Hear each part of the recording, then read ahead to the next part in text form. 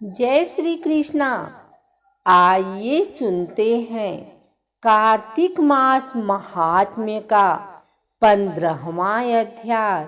राजा पृथु ने नारद जी से पूछा, हे मुनि श्रेष्ठ, तब दैत्यराज ने क्या किया, वह सब मुझे विस्तार से सुनाइए।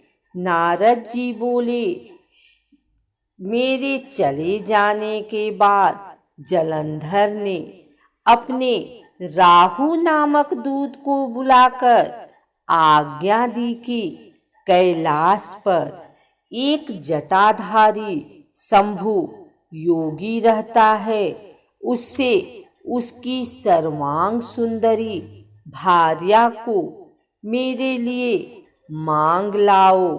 तब दूत शिव के स्थान में पहुंचा, परंतु नंदी ने उसे भीतर सभा में जाने से रोक दिया, किंतु वह अपनी उग्रता से शिव की सभा में चला ही गया और शिव के आगे बैठकर दैत्यराज का संदेश कह सुनाया। उस राहु नामक दूत के ऐसा कहते ही भगवान शूल पानी के आगे पृथ्वी फोड़कर एक भयंकर शब्द वाला पुरुष प्रकट हो गया, जिसका सिंह के समान मुख था। वह नरसिंह ही राहु को खाने चला। राहु बड़े जोर से भागा, परंतु उस पुरुष ने उसे पकड़ लिया। उसने शिव जी की शरण ली, अपनी रक्षा मांगी। शिव जी ने उस पुरुष से राहु को छोड़ देने को कहा, परंतु उसने कहा, मुझे बड़ी जोर की भूख लगी है, मैं क्या खाऊं? महेश्वर ने कहा, यदि तुझे भूख लगी है तो शीघ्र ही अपने हाथ और पैरों का मांस भक्षण कर ले। और उसने वैसा ही किया। अब केवल उसका सिर शेष मात्र रह गया। तब उसका ऐसा कृत्य देख शिव जी ने प्रसन्न हो उसे अपना आज्ञा पालक जान अपना परम प्रिय गण बना लिया। उस दिन से वह शिव जी के द्वार पर स्वकीर्ति मुख नामक गढ़ होकर रहने लगा।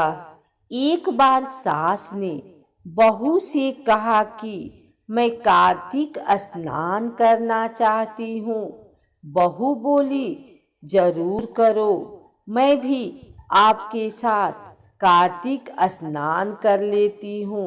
सास बोली, बहू तुम्हारी तो अभी बहुत उम्र पड़ी है, तुम बाद में कर लेना। यह कहकर सास गंगा स्नान के लिए चली गई। पीछे बहू कुम्हार के यहाँ से मिट्टी के छोटे कुंडे मंगाकर रख लिए। बहू रोज सुबह जल्दी उठकर नहाने के लिए कुंडा लेती और बोलती, मन चंगा तो कुंडे में ही गंगा, सास नहाए उंडे बैठ, मैं नहाऊं कुंडे बैठ। बहू के यह कहने पर कुंडे में गंगा जी आ जाती और बहू नहा लेती।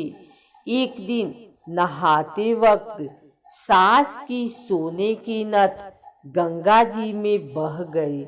जब बहू ने नहाने के लिए कहा, मन चंगा तो कुंडे में ही गंगा, तो गंगा जी के साथ ही नथ भी कुंडे में आ गई। बहू ने सास की नथ को पहचान लिया। कार्तिक मास पूरा हुआ तो सास घर आ गई। बहू ने वही नथ पहनकर सास का स्वागत किया। सास ने कहा, बहू यह तो मेरी नथ है, गंगा जी में गिर गई थी, तुम्हें कैसे मिली? बहू ने सारा कुंडा में आने का, गंगा जी के साथ और नथ आने की बात बताई। सास ने बहू से कहा कि मुझे ब्राह्मण भोजन करवाना है। बहू बोली, मुझे भी करवाना है, मैंने भी कार्तिक स्नान किए हैं, व्रत उपवास भी किए हैं, पीपल पथवारी तुलसी को सींचा है, दीपक जलाया है, घरों में ही भगवान की परिक्रमा लगाई है। मेरी परिक्रमा यही स्वीकार करने की प्रभु से प्रार्थना की है।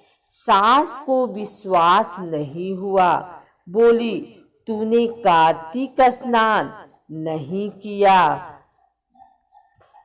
बहू सास को अंदर ले गई और कुंडे दिखाए। वे कुंडे सोने के हो गए थे। अब सास को विश्वास हो गया और खुशी खुशी दोनों ने व्रत का उद्यापन किया, ब्राह्मण भोजन करवाया, दक्षिणा देकर उन्हें विदा किया।